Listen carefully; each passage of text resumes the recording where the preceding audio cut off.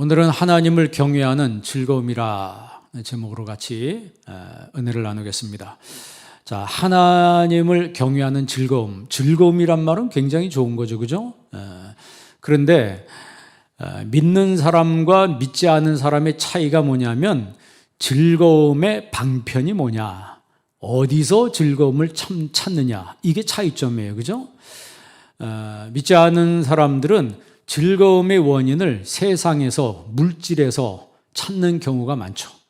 그래서 물질이 충족되고 세상의 환경이 내가 원하는 대로 되면 거기서 즐거움을 찾습니다. 그러나 믿는 사람들은 그 즐거움을 본질에서 찾습니다. 그 본질이 뭐냐? 하나님과 나와의 관계죠. 그러니까 하나님을 경외하는 데서 즐거움의 이유를 찾는 거예요.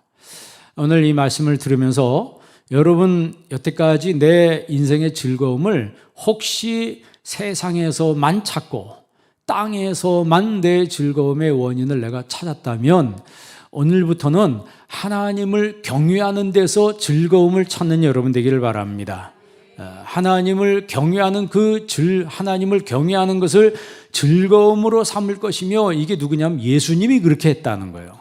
예수님이 그렇게 하셨다는 거예요. 메시아 예수님에 대해서 지금 이사야가 미리 예언을 하는 겁니다. 이사야는 예수님 오시기 700년 전에 선지자인데 여호와는 구원이시다, 그런 뜻입니다. 이사야는 여호와는 구원이시다.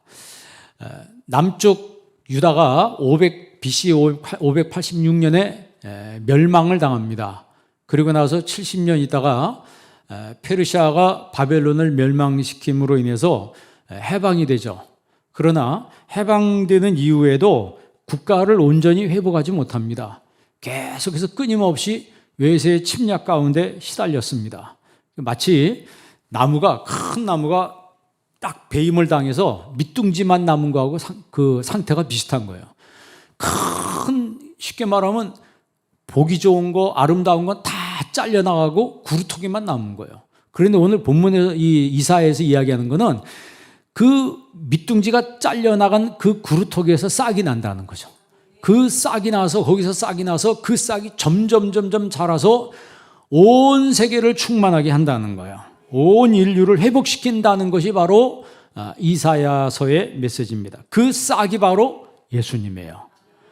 그 싹이신 예수님이 오셔서 내 모든 죄를 다 가져가신 거예요. 우리에게 뺏어가기 위해서 오신 것이 아니고 우리에게 주시기 위해서 오셨는데 먼저 우리에게서 가져가는 게 있어요. 뭘 가져가셨어요? 죄를 가져가시고 저주를 가져가시고 사망을 가져가시고 안 좋은 거는 싹 걷어서 다 가져가시고 우리에게 또 주시는 게 있어요. 뭘 주세요? 구원을 주시고 은혜를 주시고 생명을 주시고 천국을 주시고, 아니 우리가 원하는 좋은 것은 예수님이 다 주셨습니다. 그러니까 여러분 더 이상 받을 게 있어요, 없어요? 더 이상 여러분 주님이 주신 것 외에 만족이 세상에서 있나요? 사실 없습니다. 이 놀라운 회복의 메시지를 지금 이사야가 주고 있는 거예요. 대부분의 구약 선지자들은 단편적으로 예언을 했습니다. 그러나 이사야는 예수님의 초림과 예수님의 십자가와 예수님의 재림까지 전체적으로 다 예언을 했어요. 그래서 이사야를 선지자 중에 선지자라 이렇게 이야기합니다. 이사야는 청년 시절에 부름을 받았습니다. 나라가 부패하고 희망이 없을 때 부름 받아가지고 그 상태에서 보이지 않는 하나님의 비전을 계속 선포했어요. 그러니까 절망스러운 상태에 있는 나라의 백성들에게 희망을 선포한 거예요. 회복의 메시지를 선포했습니다. 그랬더니 나중에 그가 선포한 대로 희망이 보이고 모든 것들이 회복이 되더라는 얘기예요. 마치 1963년 8월 28일에 미국에서 한 사람이 연설을 했습니다. 모든 사람들이 그의 연설에 엄청난 영향을 받고 희망을 가지게 됐어요. 그분이 누구냐면 마틴 루터 킹 목사님이에요. I have a dream이라고 하는, 나에게는 꿈이 있습니다 라고 하는 그 연설을 해서 그 링컨 기념관 앞에 모인 20만 명이 모였어요. 그 20만 명이 모인 그 사람들에게 연설을 하는데 그 많은 사람들이 새까맣게 모여서 사람들이 거기서 연설을 들었습니다. 그 당시에 그 흑인들은 인권이라고 하는 게 없었죠. 백화점에도 못 들어가고 레스토랑에도 못 들어가고 교회도 못 들어가세요. 흑인이 교회 오면 내쫓았습니다.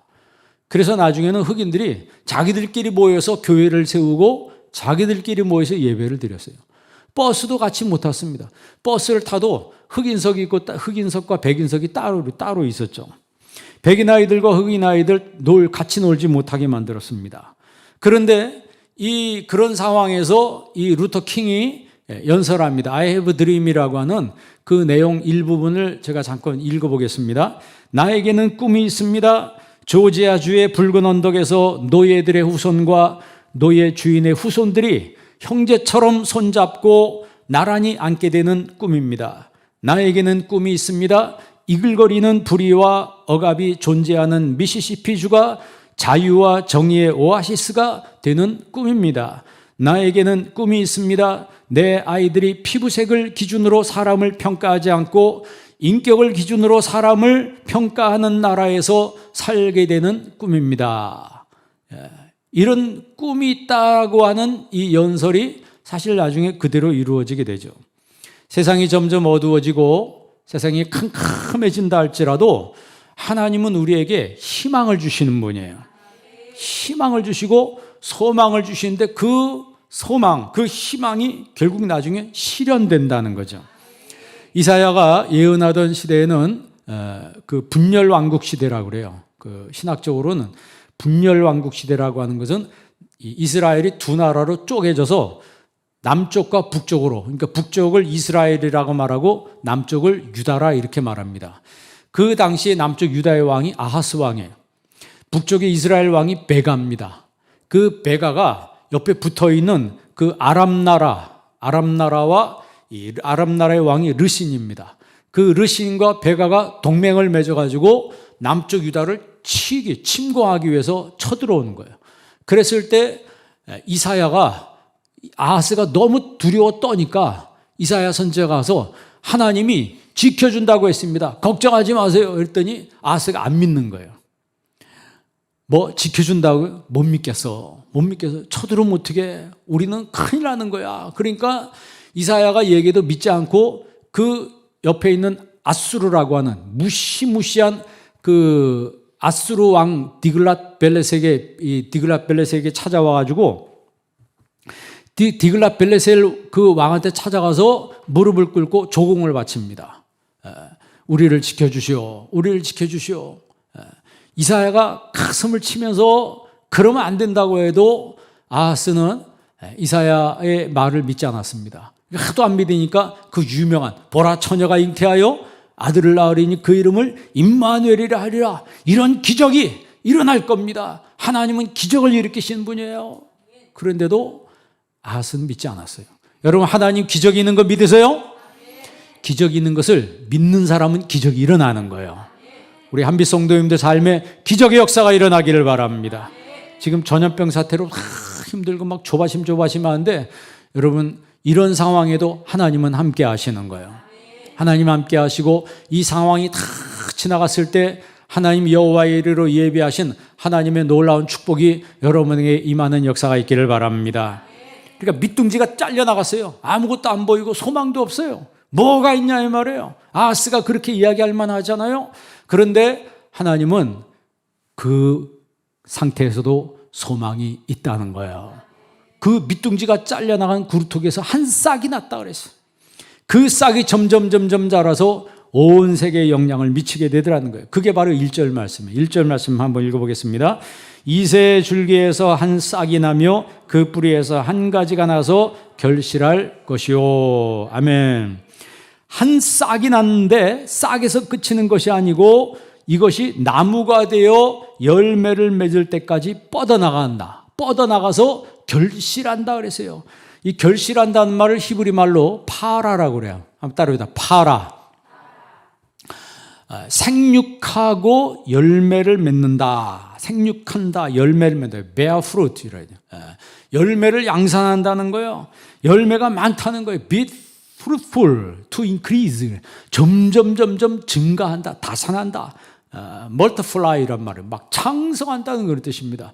구약 성경에 그가 창성함에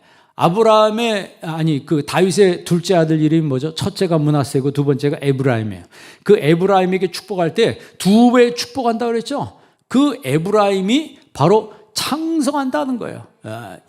그 에브라임에게 축복할 때 쓰는 말이 파랍니다. 결실한다는 거죠. 그러니까 이사야는 비전을 본 거예요. 이사야는 비전을 본 거예요. 그 비전을 누가 보여주신 거예요? 하나님이 보여주신 거예요. 그런데 그 비전을 보이는데 제일 먼저 싹이 나는 거예요.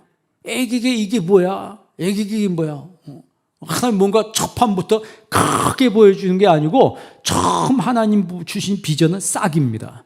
여러분 싹은요 손가락으로도 콕 누르면 죽습니다. 그런데 이 싹이 점점 자라면은 나중에 큰 나무가 되면 아무리 잡아 흔들어도 까딱하지 않습니다. 나무가 오래 살아요? 사람이 오래 살아요? 예?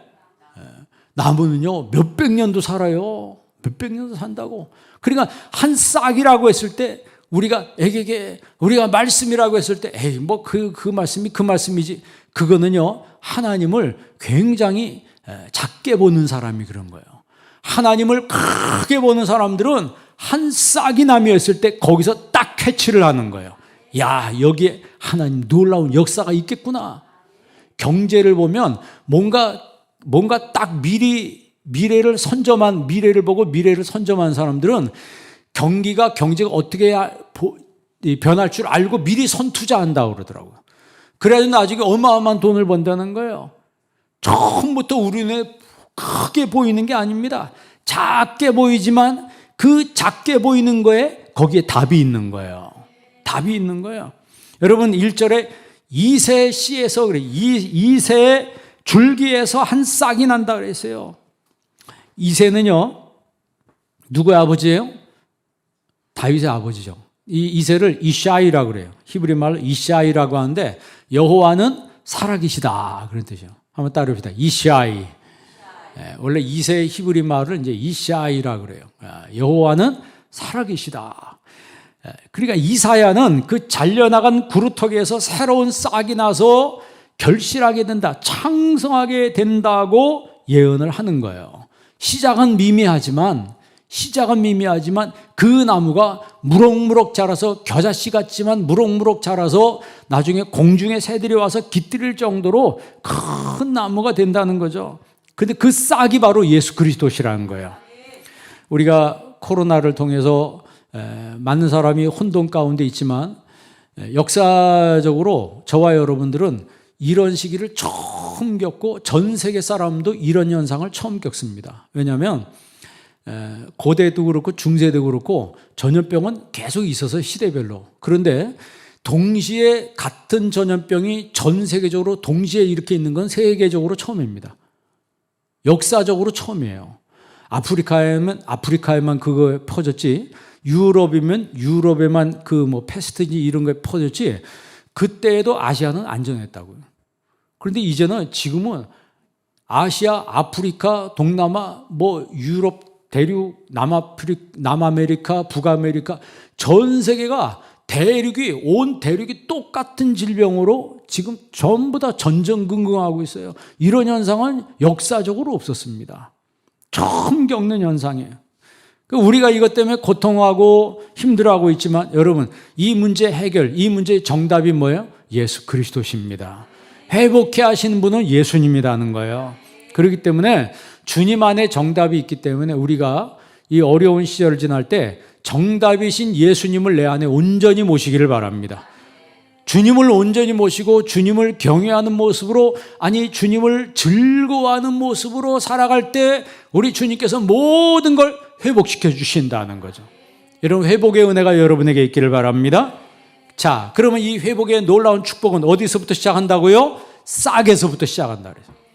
싹이란 말을 히브리 말로 네체르라고 그래요. 네체르. 이 네체르란 말은 나사렛이란 말하고 똑같아요. 예수님을 무슨 예수님이라고 그래요? 나사렛 예수님이라고 그러죠. 그러니까 나사렛이란 말은 이 싹 가지, 여기서 네체르란 말에서 나오는데 이 의미는 촌사람, 무식한 사람, 변방에 묻혀 선 사람, 이런 경멸의 의미로 쓰인 거예요. 빌립이 나다나엘에게 와 보라, 예수님 만났는데 이분이 메시아야 그랬더니 나다나엘이 대뜸 뭐라고 질문합니까?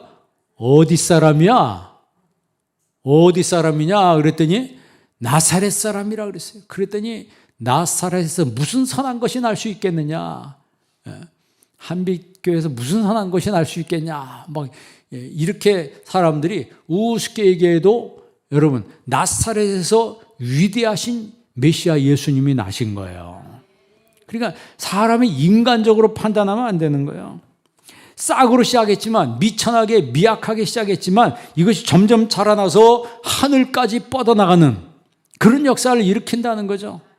메시아 예수님의 사역이 나사렛같이 보잘것없는 곳에서 시작됐지만 전 세계로 퍼져나가 구원의 역사를 이룬 것처럼 믿는 사람들이 지금 미약하고 연약한 것 같지만 우리가 하나님을 경외하는 것을 즐거움으로 삼을 때 하나님 그 사람을 나중에 크게 높이 사용해 주신다는 거예요. 그 말씀을 우리가 믿어야 된다는 거죠. 그러니까 싹이라고 하는 것은 미래의 나무예요. 싹이라고 하는 것은 미래의 나무. 여러분 사과의 씨가 있잖아요. 그 씨 안에 뭐가 있어요? 사과나무가 있는 거예요. 씨가 여러분 크기가 얼마나 합니까? 손톱의 4분의 1도 안 돼요. 그렇게 작은 거지만 그 씨 안에는 나무가, 큰 나무가 있는 겁니다. 그런 것처럼 우리는 그런 믿음 가운데 살아야 된다. 그러니까 우리는 사실 그 믿음이라고 하는 것은 초림과 재림이라고 하는 그 믿음 사이에 우리의 믿음이 지금 있는 거예요. 예수님은 이미 오셨어요. 그리고 이제 예수님은 다시 오실 재림만 남겨두고 있습니다. 때문에 예수님의 초림과 재림 사이에 우리가 살고 있습니다. 그러면 이렇게 예수님의 초림과 재림 사이에 살고 있는 우리의 믿음은 어떠해야 하는가? 그 정답이 바로 3절이에요. 3절 말씀 다 같이 한번 읽습니다. 그가 여호와를 경외함으로 즐거움을 삼을 것이며 그의 눈에 보이는 대로 심판하지 아니하며 그의 귀에 들리는 대로 판단하지 아니하며. 아멘. 그러니까 오늘 제목이 지금 3절을 중심으로 해서 제목을 잡았습니다. 그가 여호와를 경외함으로 뭘 삼을 것이며? 여러분 자신에게 한번 적용해 보세요. 여러분 인생의 즐거움을 어디서 찾았어요? 요즘 이 코로나 때문에 너 여행 가고 싶다, 놀러 가고 싶다, 못 가고 있대. 코로나 때문에. 그런데 이 고속도로 가 보니까 다닐 사람들은 다 다니더라고요. 다닐 사람들은 다 다니고 막 여기저기 막 꽉꽉 차 있어요, 사람들이. 우리가 하나님을 경외하는 걸 즐거움으로 삼을 것이며, 현대인의 성경과 현대어 성경에는 뭐라고 번역했냐면 하나님을 여호와를 순종하는 것을 즐거움으로 삼을 것이며 이랬어요. 그러니까 경외를 뭐라고 번역해놨냐면 순종이라고 번역했어요. 히브리서에 보니까 예수님께서 그 앞에 있는 즐거움을 위하여 십자가를 참으사 하나님 보호자 우편에 앉으셨느니라 그랬죠. 예수님이 그 앞에 있는 즐거움을 위하여, 그 즐거움이 뭐예요? 하나님 보호자 우편에 앉는 그 즐거움을 위하여 뭘 참으사? 십자가를 참으사. 그러니까 십자가를 참으사, 그 말은 그 십자가를 순종했다는 거죠. 그 십자가를 순종했다는 거예요. 저와 여러분에게 하나님 주신 십자가가 있는데 그 십자가를 즐거움으로 지고 주님을 따라가는 사람, 그 사람은 바로 그 십자가를 순종함으로 지고 따라가는 사람이죠. 그 십자가를 거절하는 사람이 아니고, 십자가를 내치는 사람이 아니고, 십자가를 뿌리치는 사람이 아니고, 그 십자가를 즐거움으로 순종함으로 지고 가는 그 사람에게 하나님이 주시는 뭔가 있다는 거예요. 그러니까 참신자는 메시아 예수님이 재림하는 것을 기다리는 삶을 사는 거예요. 여러분, 저와 여러분이 이 땅에서 영원히 살 사람들이 아닙니다. 전염병이 있어도, 전염병이 지나가도 우리가 이 땅에서 영원히 사는 게 아닙니다. 우리들은 여기서 살 만큼 살다가 하나님 부르시면 가야 되는 거예요. 가야 된다고. 그러면 내가 이 땅에 살아갈 때 어떻게 살아가야 되냐, 그 답을 오늘 얘기해 주고 있는 거예요. 예수님이 그렇게 했던 것처럼 하나님을 경외하는 것을 즐거움으로 삼을 것이며, 여러분 하나님 경외하는 걸 즐거움으로 삼는 수준 높은 성도가 되기를 바랍니다. 그럼 경외한다는 말이 뭐냐? 경외한다는 말을 히브리 말로 야레라고 그래요. 야레. 한번 따라해야 돼. 야레. 그러니까 fear of God이라고 그러죠. 하나님을 두려워한다는 말인데, 이것은 거룩하신 하나님을 만났을 때 인간의 감정을 표현한 말이에요.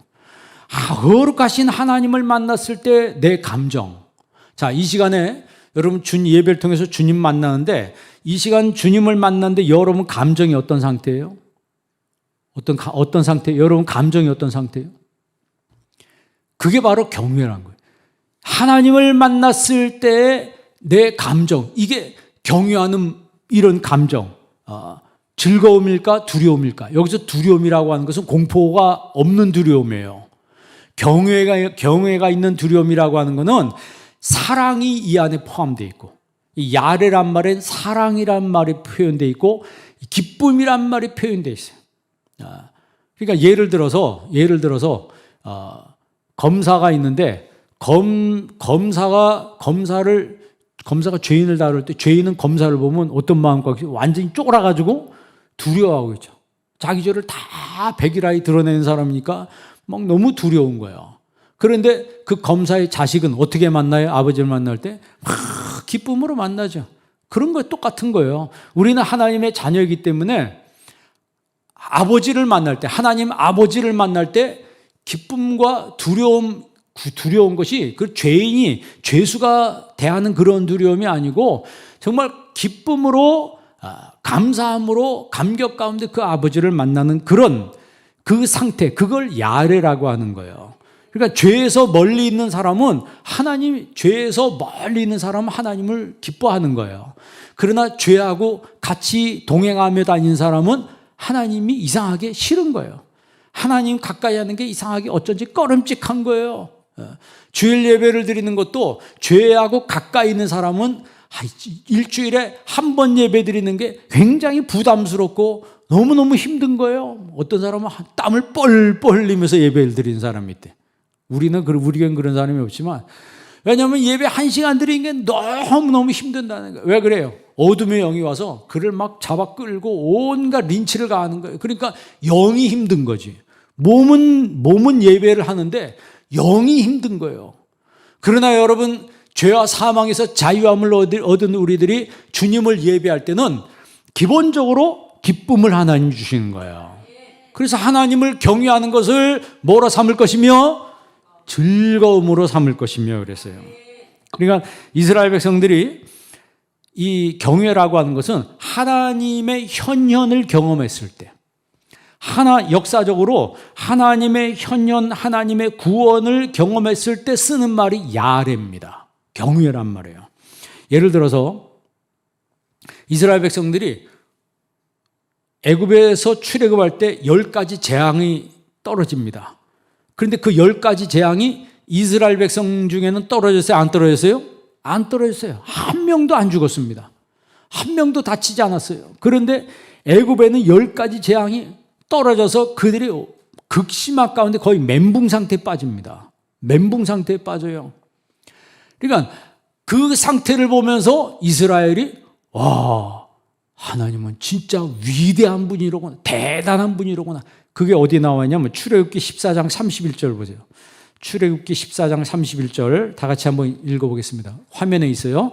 이스라엘의 여호와께서 애굽 사람들에게 행하신 그 큰 능력을 보았으므로 백성이 여호와를 경외하며 여호와와 그의 종 모세를 믿었더라. 아멘. 여호와께서 애굽 사람들에게 행하신 그 큰 능력을 보았으므로, 그게 뭐예요? 10가지 재앙. 그걸 봤어요. 그러므로 여호와를 뭐하며? 경외함. 여기에 경외에는 뭐가 있는 거예요? 두려움이 있는 거예요. 그런데 그 하나님이 누구 하나님이래요? 우리 하나님이라는 거예요. 누구 편이라는 거예요? 내 편이라. 애굽 편이 아니고 내 편이라는 거예요. 그 재앙이 누구한테 내렸어요? 애굽 사람한테 내린 거예요. 나한테 떨어지지 않았어요. 그러니까 두려우면서도 너무 기쁜 거예요. 두려우면서도 그 하나님은 대단한 하나님이다.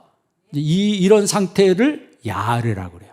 그래서 그 백성들이 여호와를 경외하며 여호와와 그의 종 모세를 믿었더라 그랬어요. 거기서 끝난 게 아니고 광야에 나와서 이제 홍해를 건너야 되는데 뭐 거두절미하고 홍해가 갈라지잖아요.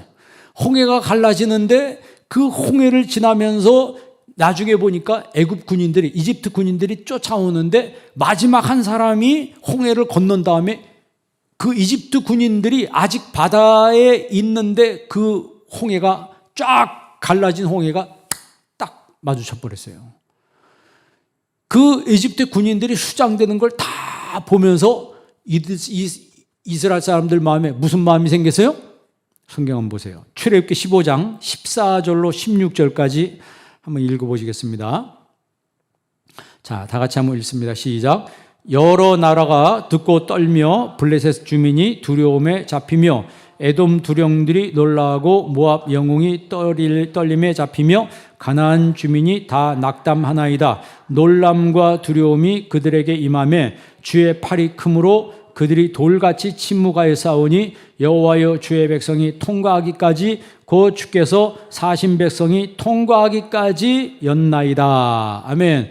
이스라엘의 하나님의 택한 백성들이 다 홍해를 통과하기까지 하나님께서 기다렸다가 마지막 한 사람이 통과하니까 물이 그 양쪽에 벽을 쌓았던 그 물이 합쳐짐으로 인해서 이집트의 병사들이 다 수몰되는데 여기서 끝난 게 아니고 이 사실이 어디까지 퍼졌어요? 삽시간에 퍼진 거예요. 삽시간에 퍼졌어요. 어디에? 여러분 그 14절에 보니까 블레셋 주민이 두려움에 잡히며 블레셋 사람들이 이미 이 소문을 들었어요. 그 다음에 15절에 보니까 에돔 두령들이 놀라. 에돔 사람들이 이 소문을 들었어요. 모압 영웅이 떨림에 잡히며 모압 사람들, 모압의 장수들이 막 벌벌벌 떠는 거예요. 자기들한테 오지도 않았는데도. 가나안 주민이 낙담하나이다. 가나안 사람들이 어디 사람들이에요? 마지막으로 이스라엘 백성들이 들어갈 젖과 꿀이 흐르는 그 가나안 땅 사람들이 이미 홍해를 건널 때, 이스라엘 사람들이 홍해를 건넜을 때 이 소문이, 홍해 사건이 가나안까지 벌써 전해져 가지고 그 가나안 주민들이 뭐라고 생각하냐면 그 사람들이 우리한테 온대. 그 사람들이, 그의 신이 우리가 사는 땅으로 인도한대. 그럼 우리 어떻게 살아? 그래서 여러분 이스라엘 백성들이 가나안 땅에 들어갈 때 여리고 성문을 어떻게 했다고요? 꽁꽁 걸어 잠근 거예요. 그 여리고 성은 난공불락의 성이라고 하는 건 성벽이 두 겹으로 돼 있어요. 성벽을 넘으면 또 성벽이 있는 거예요. 그 성벽은, 그 성은 점령할 수가 없는 성벽인데 그 성에 있는 사람들이 어떤 사람이라고요? 안악자손이라고 해서 거인족이에요. 이스라엘 백성들은 뭐예요? 이 목동 출신들하고 이 사람들 유목민이에요. 전쟁 해보지도 못한 노예 출신들이라고. 무기도 없어요 별로. 그런데 이 사람들이 무서워서 성문을 걸어 잠근 거는 이스라엘 보고 두려워한 게 아니고 이스라엘과 함께 하신 하나님을 보고 두려워한 거예요. 그러니까 여러분, 내가 인생을 살아갈 때 나 혼자 사는 게 아니고 하나님이 나와 함께 하신다는 거죠. 여러분, 사탄이 날 보고 두려워 도망가요. 왜 도망가요? 내가 뭐가 있다고 날 보고 도망갑니까? 나와 함께 하신 하나님을 보고 도망가는 거예요. 한 길로 왔다가 7길로 도망간다는 거는 하나님이 나와 함께 하신 영은요, 영은끼리 통합니다. 영은 영끼리 통하는 거예요. 그러니까 악령이 나를 딱 보니까 내 안에 누가 계시는 거예요? 주님이 계시니까 아이고, 이 사람한테 안 되겠구나. 한 길로 왔다가 7길로 도망가는 거예요.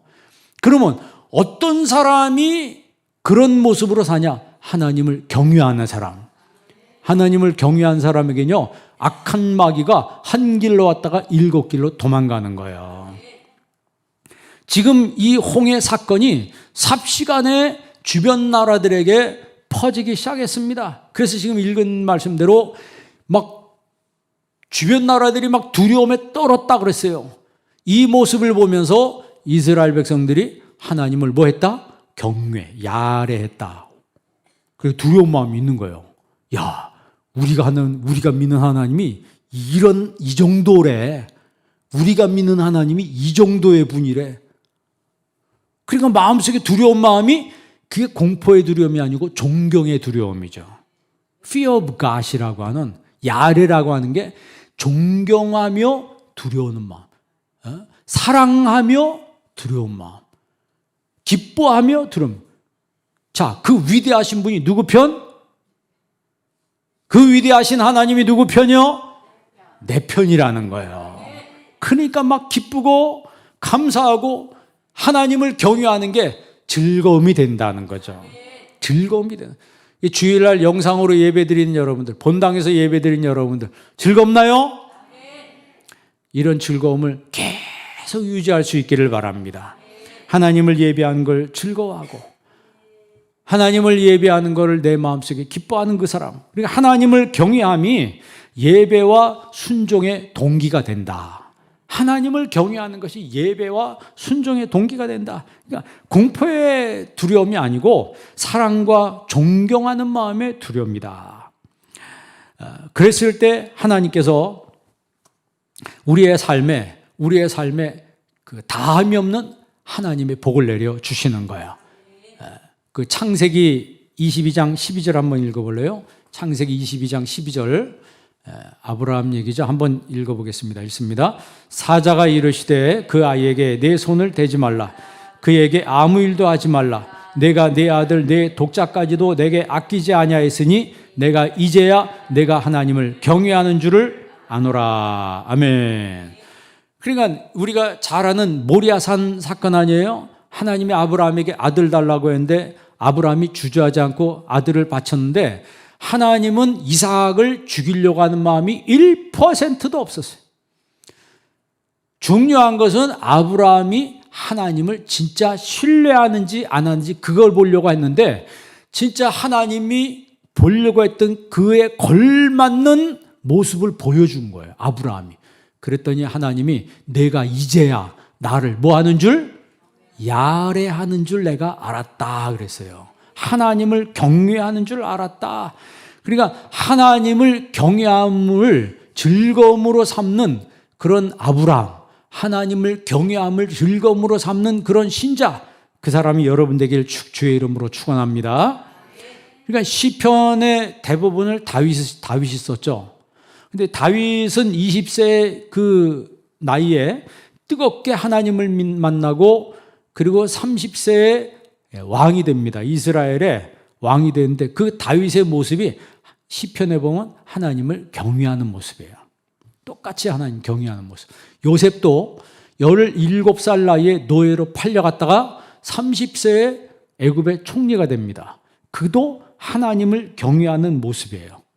그러니까 성경의 위대한 인물들 보면 특징이, 공통점이 하나님을 경외하는 사람이었다.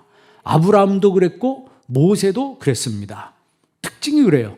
그러면 이렇게 하나님을 경외하는 사람을 하나님이 어떻게 대우하시는가? 여러분 시편 112편 1절로 3절까지 한번 보겠습니다. 시편 112편 1절로 3절 한번 우리 읽어보겠습니다. 시작. 할렐루야. 여호와를 경외하며 그의 계명을 크게 즐거워한 자는 복이 있도다. 그의 후손이 땅에서 강성하며 정직한 자들의 후손에게 복이 있으리로다. 부와 재물이 그의 집에 있으며 그의 공의가 영구히 서 있으리로다. 아멘. 이 112편 1절에는 이렇게 시작해요. 여호와를 경외하며 그의 계명을 크게 즐거워하는 자. 하나님을 경외하며 그의 계명을 크게 즐거워하는 자. 한마디로 하나님을 경외하는 사람은, 하나님을 경외한 사람은 뭐가 있도다? 복이 있다는 거예요. 예, 여러분 복 있는 사람이 되기를 바랍니다. 복이 있다고 하는 거. 복은 누가 주신 거라고요? 하나님이 주신 거예요. 그 2절 말씀 보세요. 그의 후손이 땅에서 뭐하며? 정직한 자의 후손에게 뭐가 있다? 후손이 땅에서 강성하고 그들이 복을 받는다는 거예요. 3절 보세요. 뭐가 그의 집에 있으며? 부와 재물이 그 집에 있으며. 여러분 집에도 부와 재물이 있기를 바랍니다. 이게 기복신앙이에요? 이게 기복신앙입니까? 성경이 있는데 왜 기복신앙이라고 그래요? 그 이상한 사람들이 굉장히 많은데 무조건 복 얘기하면 기복이라고 비판하는 그런 사람들은요, 성경 안 읽은 사람들이 그래요. 그러면 하나님이 무조건 복을 주시냐? 절대 아닙니다. 선행되는 게 있어요. 하나님을 뭐 하는 사람? 경외하는 거. 하나님을 경외함을 뭐로 삼는 사람? 즐거움으로 삼는 사람. 그러니까 오늘 여러분 삶의 태도를 고쳐야 돼요. 아, 이제 내가 뭘 즐거움으로 삼아야 되겠다? 하나님을 경외하는 걸, 하나님께 순종하는 걸, 하나님 앞에 예배하는 걸 즐거움으로 삼아야 된다. 1시간 예배 드리는 걸 땀을 뻘뻘 흘리면서 그냥 그 시간을 억지로 때우는 식으로 지내는 사람이 아니고 정말 마음으로부터 내가 즐거운 마음, 감사한 마음, 순종하는 마음, 이런 마음이 있으면 하나님이 알아요, 몰라요? 사람도요, 둘이 만나서 얘기를 좀 해보면 이 사람이 나한테 관심 있는지 없는지 알아요, 몰라요? 아니면 빨리 여기서 끝내고 가려고 하는지, 계속해서 날 붙잡고 있으려고 하는지 알아요, 몰라요? 사람도 알고 개도 알아요. 개도 주인이 막 이뻐해주면 알아요. 개도 주인이 싫어하면요, 눈치가요. 개도 아는데 하나님이 모르시겠어요? 하나님 아시죠. 아신 하나님. 자, 시편 112편 7절 8절 보세요. 경외하는 사람, 하나님 경외하는 사람은 어떤 사람인가? 시편 112편 7절 8절 다 같이 있습니다. 그는 흉한 소문을 두려워하지 아니하며 여호와를 경외하고 그의 마음을 굳게 정하였도다.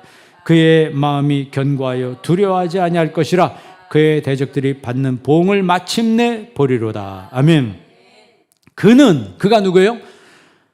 하나님을 경외하는 그 사람은 흉한 소문을 두려워하지 아니하며. 지금 여러분 흉한 소문이 뭐 얼마나 돌아다닙니까? 뭐 여기서 걸렸대, 저기서 걸렸대, 이런 소문 때문에 내 마음이 쫄아들어가지고 아이고 내가 뭐 이거 교회 가야 되는 거야, 말아야 되는 거야, 믿어야 되는 거야, 말아야 되는 거야. 여러분 이럴 때 여러분 믿음이 흔들리지 않기 바랍니다. 여호와를 의뢰하고 그의 마음을 어떻게 정하였도다? 굳게 정하였도다 그랬어요. 뭐 하는 사람은? 여호와를 경외하는 사람은 이 마음을 굳게 정하고 흉한 소문을 두려워하지 않는다는 거예요. 두려워하지 않는다는. 그래서 나중에 그에게 대적이 있다 할지라도 그들이 하나님이 보응하시는 것을, 그들에게 하나님 보응해 주시는 걸 내 눈으로 보게 될 것이다 그랬어요. 115편, 시편 115편 보세요. 시편 115편 13절로 16절 말씀 보세요. 시편 115편 13절 다 같이 있습니다. 높은 사람이나 낮은 사람을 막론하고 여호와를 경외하는 자들에게 복을 주시리로다. 아멘. 높은 사람, 낮은 사람 막론하고 하나님 복을 주신대. 누구한테 주신다? 하나님을 경외하는 사람에게 주신다는 거예요. 이게 기복신앙이에요? 아니죠. 기복신앙은 하나님 빼고 복만 받으려고 하는 그 기복신앙이에요. 그런데 하나님이 계시면서 그 하나님 나에게 복을 주신다는 것을 믿는 것은 성경적이라고 하는 거죠. 14절도 읽어볼래요? 14절 다 같이 있습니다. 여호와께서 너희를 곧 너희와 너희 자손을 더욱 번창하게 하시기를 원하노라. 아멘. 그러니까 하나님을 경외한 사람에게 그 복을 어떻게 주신다고요? 그 너와 너의 자손을 하나님 어떻게 하신다고요? 그냥 번창이 아니고 얼만큼? 더욱 번창하게 하신다는 거예요. 우리 한빛 성도님들은 갈수록 번창하기를 바랍니다. 15절 말씀 그 다음 절 읽습니다. 너희는 천지를 지으신 여호와께 복을 받는 자로다. 아멘. 너희는 천지를 지으신 여호와께 복을 받는 자로다. 누가 그런다는 거예요? 너희가 누구예요? 하나님을 경외하는 사람이라는 거예요. 자, 16절 말씀이 있습니다. 하늘은 여호와의 하늘이라도 땅은 사람에게 주셨도다. 아멘. 하늘은 여호와의 하늘이라도 땅은 누구한테 주셨다? 사람에게 주셨다. 그러니까 하나님을 경외하는 사람들에게 땅의 복도 주신다는 거예요. 세상이 흉흉하고 어려워도 우리 한빛 성도님들은 하늘의 복을 받는 성도가 되기를 바랍니다. 누구에게 주신다? 하나님을 경외하는 사람에게 주신다는 거예요. 그러면 경외한다는 건요, 그냥 믿어진다는 거예요. 내가 하나님을 경외한다는 건 하나님 뭐 한다는 거예요? 그냥 믿어진다는 거. 억지로 내가 경외해야지, 내가 억지로 믿어야지, 그게 아니고 그냥 내 저녁이 되면 잠이 오는 것처럼 내 마음에 믿어지는 거예요. 내 마음에. 잠도 뭐 억지로 자는 사람도 있지만 잠이 안 와가지고 애쓰면서 뭐 한 사람 있지만 그러나 그래도 결국은 자유 안 자요. 뜬 눈으로 밤새웠다고요? 그 다음날 자유 안 자요. 잔다니까요. 그럼 뭐 잠이 온다고 나 잠 못 잤어요. 그 사람 거짓말하는 거예요. 자놓고 안 잤다고 그래. 그게 무슨 얘기냐면 조금 잤다는 얘기지. 잔 거예요. 잠을 설쳤다. 그것도 잔 거지. 그 뭐냐면 내가 하나님을 잠자는 것처럼 시간이 되면 잠자는 것처럼 내가 하나님 말씀을 내가 듣고 자꾸 내가 하나님께 가까이 하다 보면 나도 모르게 믿어지는 거예요. 믿어지는. 그러니까 하나님을 경외하는 사람은 나도 모르는 사이에 그런 하나님을 경외하는 믿음이 생기는 겁니다. 사람을 사랑하는 것도 똑같죠. 자꾸 만나다 보면 내가 사랑을 안 하려고 해도 뭐가 먼저 가요? 마음이 가버리니까 사랑이 되는 거예요. 어느 순간에 막 사랑이 되어지는 거예요. 그죠? 그 사랑의 감정은 막을 수 있어요? 없어요? 그 사랑의 감정은 막을 수가 없는 거예요. 그러니까 결혼하는 거지. 유행가 가사에는 사랑해서는 안 될 사람을 그런 얘기도 있는데 그게 사랑해서 안 될 사람을 내가 사랑했다. 그 말은 뭐가 먼저 갔다는 거예요? 마음이 갔다는 거예요. 나도 모르게. 그래가지고 내 몸 주고 뭐 주고 다 줬다는 거예요. 그리고 나중에 배신했다 이런데 그런 어떻게 보면 푸념인데 하나님은 우리를 배신하는 분은 아니시죠. 그러니까 하나님을 내가 경외한다는 것은 기본적으로 하나님이 믿어진다는 거예요. 믿어지니까 순종도 하고 믿어지니까 사랑도 하고 믿어지니까 기쁨이 있는 거지. 내가 믿지 않는데 어떻게 기쁨이 되고 사랑이 되고 순종이 됩니까? 예? 그러니까 지금 여기 본문에서 이건 메시아 예수님의 얘기예요. 예수님이 여호와를 경외하는 것을 경외하는 것을 즐거움으로 삼았다 그랬어요. 그럼 이 모습이 오늘 누구의 모습이 돼야 돼요? 내 모습이 돼야 된다. 하나님을 경외하는 즐거움이 여러분에게 있기를 바랍니다.